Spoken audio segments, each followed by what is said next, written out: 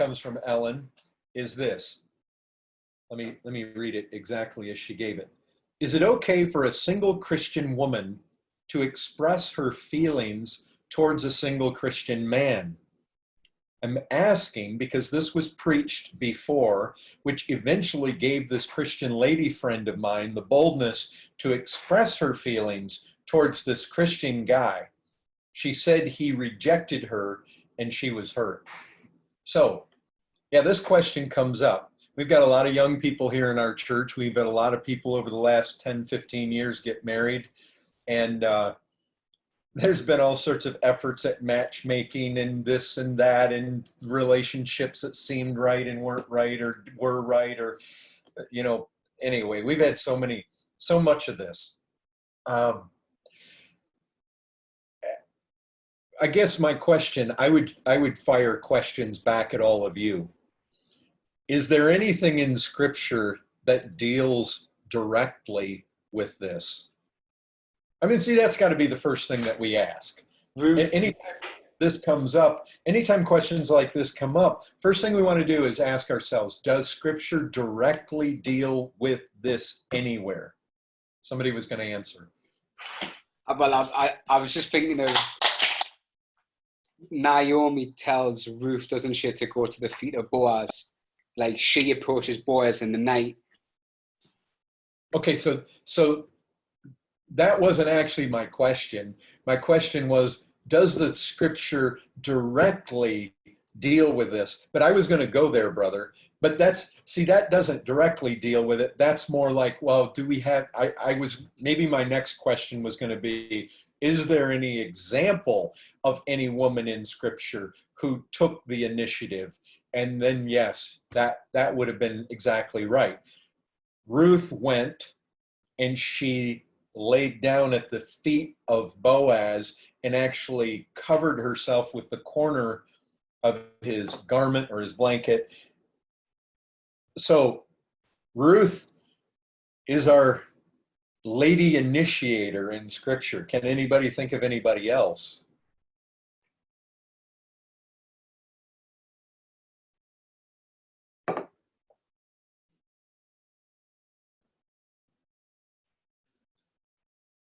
Well, let me just throw some thoughts at you. It seems like one of the reasons that this came up is because this sister expressed her feelings to a man and she was rejected and she got her feelings hurt. But let me just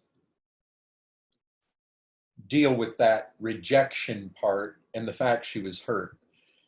You do recognize that if the guy initiates, he's equally in the same place. I mean, you all recognize that, right? I mean, he could express his desires to a woman and she rejects him and he's just as hurt, right? So I mean,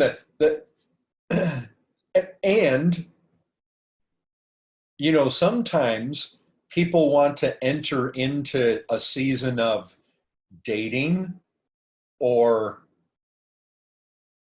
betrothal or courtship, whatever you want to call it. Christians in different circles have ideas about something being more righteous than another thing. But anyway, would we all say that there is a reality that there needs to be some sort of season where you're getting to know the person? Ideally, yes, you would be getting to know the person without already have talked with the other individual about marriage. You don't like people to think that they're under observation and being put in a place where they have to jump through hoops, where they're always putting their best foot forward because they know they're being watched. You would rather evaluate someone when marriage is not on the table, when the prospect of getting the girl or getting the guy is not at stake. But there's always a possibility when a guy and a girl, whoever initiated, there's always the possibility that the relationship falls apart before they get married. And then there's always, look, we talk about guarding the girl's heart. Now, that's not to say that we shouldn't be thoughtful and we shouldn't try to do the most loving things possible. But let me tell you something. There is no way to guard a girl's heart ultimately. There is no way to guard a guy's heart ultimately. If a guy and a girl begin to discuss the possibility of marriage, the moment that happens, even before that happens, there's always possibilities of getting hurt. A girl can like a guy and never say anything, and she feels hurt because he rejects her, he ignores her, he doesn't ask her to marry when she wants that to happen. I mean, we can get hurt in 1,000 different ways. The idea of guarding a girl's heart that is such a, that people talk that way all the time. It sounds so good, but it's only good in theory. It's not real. Even if the guy does ask to marry her and she gets married, she's going to get hurt. You say, what do you mean? I mean, who hasn't experienced difficulties in marriage or hurts in marriage? There's just the idea that we can spare people from this is a mirage. And if anybody's even going to begin to investigate marriage, there's always the likelihood that one of the parties is going to come to realize it's not right. And so the possibility is always there to devastate the other person. That is part of the risk if you're going to dive into this. There is always a risk. There's always a risk anytime we allow ourselves to even become emotional. And that's whether the person has expressed interest in us or not. If we've even begun to imagine the possibility of marrying that girl or that guy, and we allow ourselves to go there, and then in the end it doesn't happen, there's possibility of getting hurt. Even if the guy never said anything to the girl, but she's imagining this thing. She's imagining he might be interested. So anyway, I just want to bring that up. The trying to get married and not expose yourself to the possibility of getting hurt is just imaginary. It doesn't exist. One of the things that we all just have to settle is that if we want to explore the possibilities of marriage, we always are going to put ourselves in a vulnerable situation. Now that's one comment to make. I would say this. As far as a woman initiating, yes, Esther initiated. Can we say yes, but, Did you mean Ruth too? Or Ruth initiated. Is there any place to say yes, but that's an exception, or that's, there were these factors there that made this different, or so it doesn't really apply today? I don't know. I mean, look, the Bible doesn't say that a woman can't initiate. And I'll tell you this, we have a lot of men who are indecisive. We have men who are afraid. You know what? You can get men who are more afraid to ask the girl and get rejected than the girl is to ask the guy. And maybe the guy will say, hey, I am interested now that I see that she shows interest, because I didn't really think she was interested. I mean, could there be a possibility that the girl expresses interest and the guy is interested, but he just never thought that the girl would be interested, but now that she's expressed her interest, he's altogether interested? That could happen. I would say this. Typically in our church, I want to protect people's relationships. What I mean is this. If a guy asks a girl to marry him and the girl says no, it's very likely that that guy and that girl are going to feel awkward around each other at church now. Likewise, if the girl expresses her feelings to the guy and the guy says he's not interested, it's likely going to produce awkwardness. I think there is a way to avoid that awkwardness. I think that a mother, a father, a pastor's wife, I think that they can play an integral part in this process. Listen, if a guy, you recognize I have children of marrying age, and they have friends of marrying age, and we've gone through a lot of this. I can't even, I've married so many people, I've long ago lost count. But you know, if a girl is interested in a guy, she could tell her dad, or she could tell her mom, or she could tell the pastor, or she could tell the pastor's wife. And or it could be somebody else. Very often this happens with my wife. I am not a matchmaker. I don't claim to be one. I often like to just stay out of these things. But my wife, she does it. And so here's a scenario of something that would happen. A girl in our church really is interested in a guy. The girl comes and tells my wife, I'm interested in the guy. My wife is a skilled speaker. She can talk to somebody.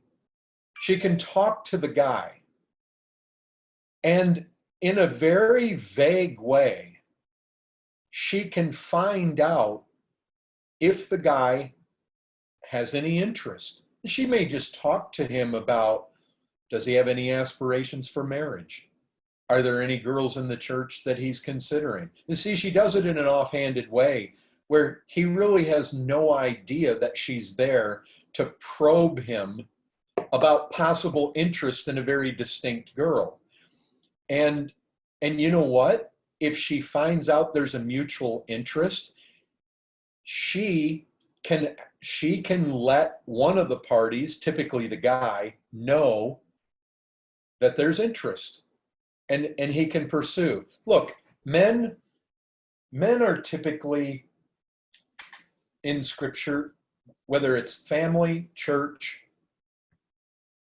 whether it's the culture, whether it's the government, men are typically set forth in Scripture as the leaders, and women in a position of submission. So, I mean, typically would we expect that guys are going to take the initiative in things? I guess that would be my expectation. We live in a day where truth is a lot of men are weak. A lot of men are afraid. A lot of men don't have boldness. A lot of men don't have courage. A lot of our young men in Christian churches were not raised in Christian families. They had bad fathers. It's just a reality. But I mean, we've got a couple over in Lebanon right now. I know some of you know, well, we've got a family over there, Kevin and Jenny. You know, I knew that I followed Kevin. I knew we had two people over there. We had a single guy over there. We had a single girl over there. And through discussions with both of them individually, we came to recognize that there was a mutual interest. Now, how much we played into making that happen, I don't know, but we knew there was mutual interest. We communicated that. I communicated that very openly to Kevin, that Kevin, Jenny is interested. And, you know, he went and he proposed and they got married very quickly thereafter. But, you know, I think it's just a thing where nothing is said in Scripture.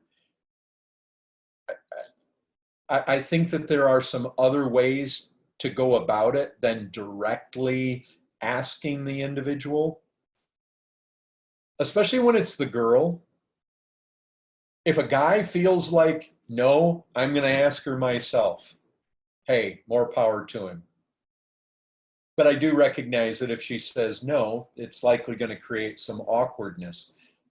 I mean, we probably had 7 or 8 guys in the church we we probably had 7 or 8 guys in the church that wanted to marry Charity, 7 or 8 that wanted to marry Grace, and Joy's younger. Probably hasn't been that many with her, but yeah, I and typically what they've done is the guys come ask me, and then I'll talk to my girls, and then I'll give an answer to the guy. Personally, I like that, but I recognize if a girl's going to ask, what does she do? Does she go to the guy's mom and get permission? Probably not. It's probably done differently. But anyways, I would just say this. I would say to any guy that, one of the things that you want to do is you want to be very sensitive to what the girl's dad expects, especially if the girl's dad is a Christian. You certainly don't want to try to, getting somebody talking to one of my daughters about marriage who didn't come to me first, I'm not going to be real excited about that. That is going to be a big black strike against the guy right off the start.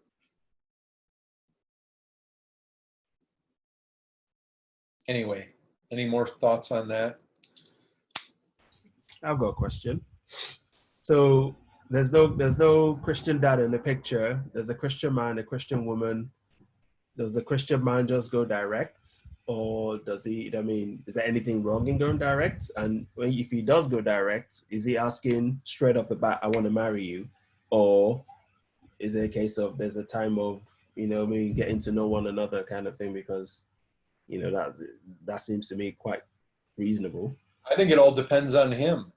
Is he ready to marry her now, or does he still have some reservations and he wants a season where they can get to know each other better? The thing about all of this is Scripture is just silent on most of the protocol for how to get married. I love the fact that the Benjamites hid out in the woods during the festival and just went and grabbed themselves a wife. Scripture just, we get people in certain, family-friendly environments in the church here, and they've got their way. They write their books on courtship, and they write their books on this, that, and the other thing. And look, some of these brothers are good brothers. But when you start saying, this is how you've got to do it, you don't have biblical authority to say that. I recognize there may be wise ways. I would just say this. It's very wise to honor a girl's dad. That's wise. It's very wise to know what you're getting into before you get into it. In other words, if you go marry a guy or a girl blindly and you don't really know who you're marrying, you're going to be in a heap of trouble. And so there is wisdom in knowing the person. Today we have young people who want to get married based on looks. And actually the Proverbs say that that's vanity. That's not where you want to start in your search for a spouse. And but yeah, however somebody does it, people say, "Oh, dating, that's of the world, that's wicked." Well, show me in the Scripture where it says that a Christian young man can't take a Christian young lady out for dinner or to coffee to get to know her and talk to her. Some people are like, "Oh, it's always got to be done in group settings." Well, look, people can have their theories, they can have their ideas. I would just say this. I would want to know the girl before I got married to her. I would want to know that I'm getting a godly woman. I don't think the best way to figure out if she's godly is when she knows I'm watching in light of wanting to get married. I think the best thing to do is be able to observe people without marriage on the table. People that want to marry each other through these internet sites and they don't know the person and the person lives far away, You know, you're taking risks. Now, if you can talk to people that know them, if you can talk to pastors that know them, if you can get to know them enough via the internet, it's still, you're not seeing them firsthand. There's always dangers. And I'll tell you, more than one person has gotten married and thought, this is not what I signed up for. And then suddenly it's like, you know, and look, every one of us are the same. We try to put our best foot forward. We, you know, there's a reason you all don't pick your nose on the screen right now.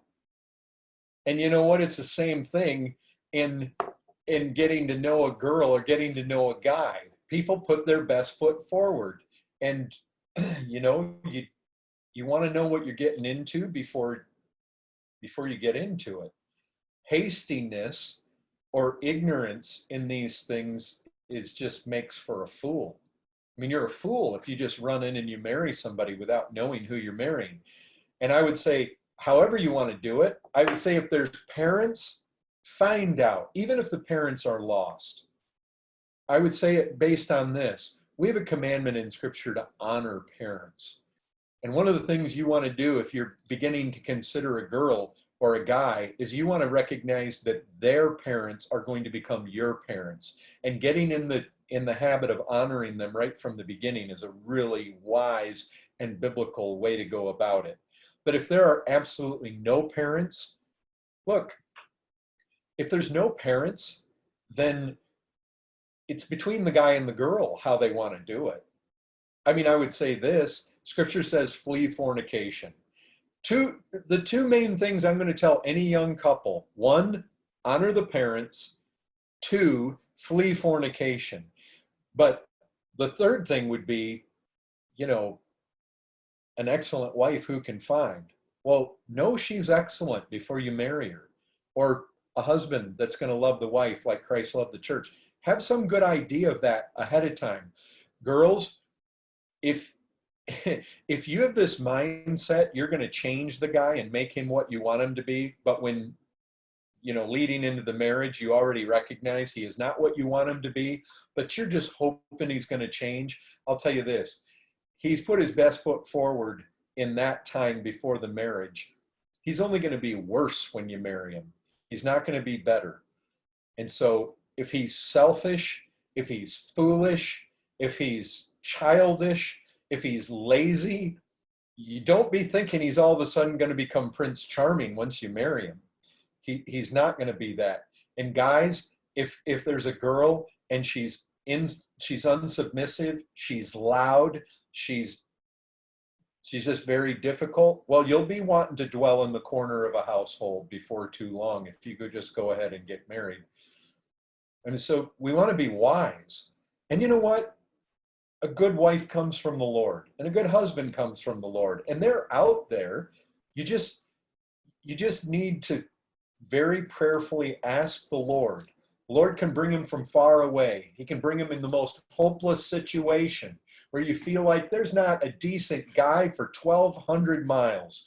And you know, there's not a godly woman. There's not an excellent wife. I can't find her. Where is she? Look, the Lord is quite able. And I'm speaking from experience. I mean, I got saved at 25, and I had never wanted to get married before I got saved. Never. The thought of it never. I mean, if it crossed my mind, it was only because a girlfriend wanted to get married, but I never had a serious thought about it until I got saved.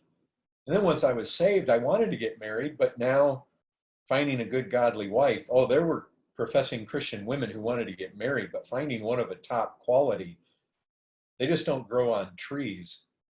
But the Lord grows them, and they're out there. And I waited 3 years till the Lord brought me one, and the wait was well worth it.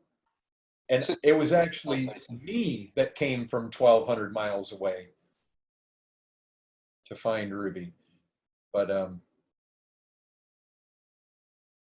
anyway. So Tim, like as a pastor, if you saw if you knew like, if you saw a single brother who you had no concerns about, you know, you believed he was, from what you've seen of his life, you've observed that he does love the Lord, and you see him talking to another sister in the church who, once again, you have no concerns about, you know, she's faithfully walking with the Lord. Would you like, and let's say you're driving by and you saw them in a coffee shop or something, or you saw them somewhere together, would you be like wanting to know more about that situation? Like, would you kind of dip your nose in as a pastor, or would you be like, well, because I've got no concerns with both of them, you know, if the Lord's working there in their relationship, then as a pastor, or would you just get Ruby involved?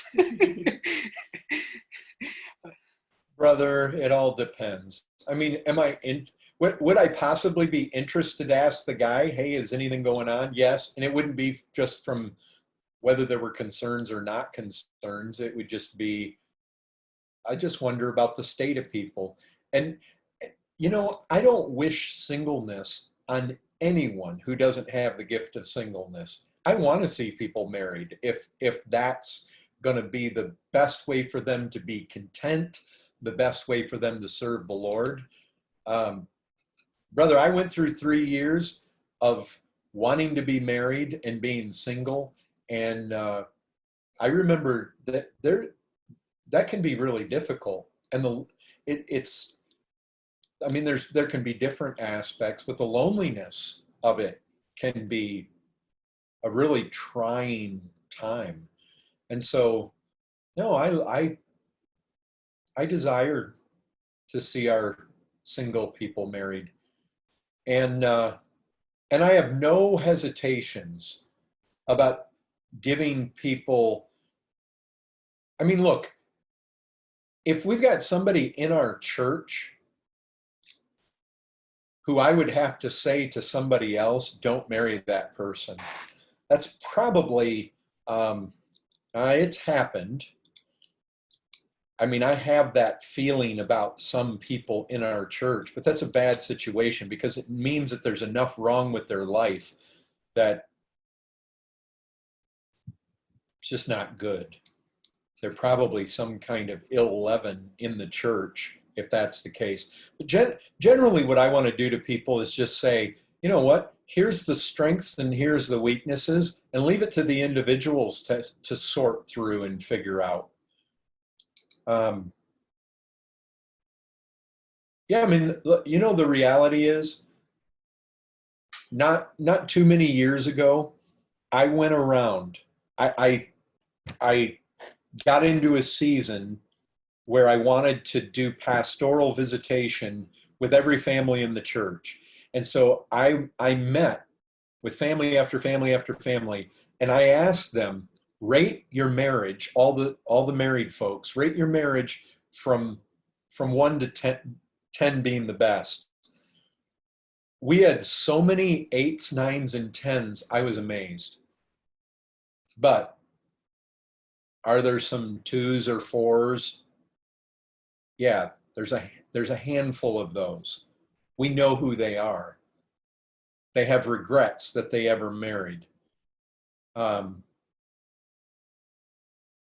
I mean, we had a couple in our church that they fell into sin before they got married, and I wouldn't marry them.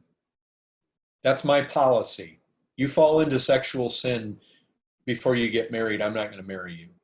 And they went and got married by the justice of the peace, and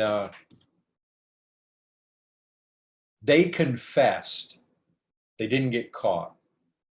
And they were willing to publicly confess before the church. But in the end, I didn't require it.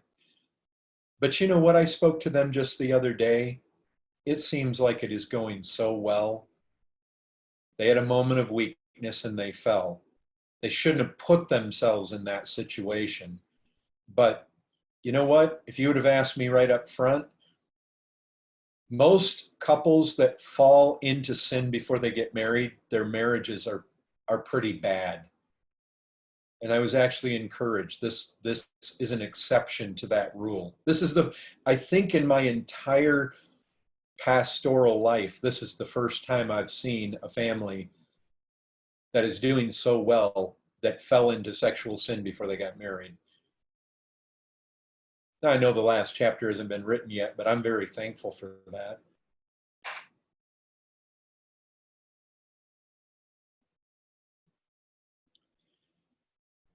Anything else on that note? So just to summarize, there's no biblical instruction as to how to go about it, but the overarching principles is honor the father and the mother. Flee from sexual immorality. Those are the overriding principles. And just make sure you're getting a good wife. Yeah. I mean, make sure you're getting a good husband. One of the worst, we've had this happen. One of the worst scenarios, I mean, look, my own son-in-law, one of the worst scenarios you can get into is getting married and then finding out your spouse is lost. And usually the signs were there.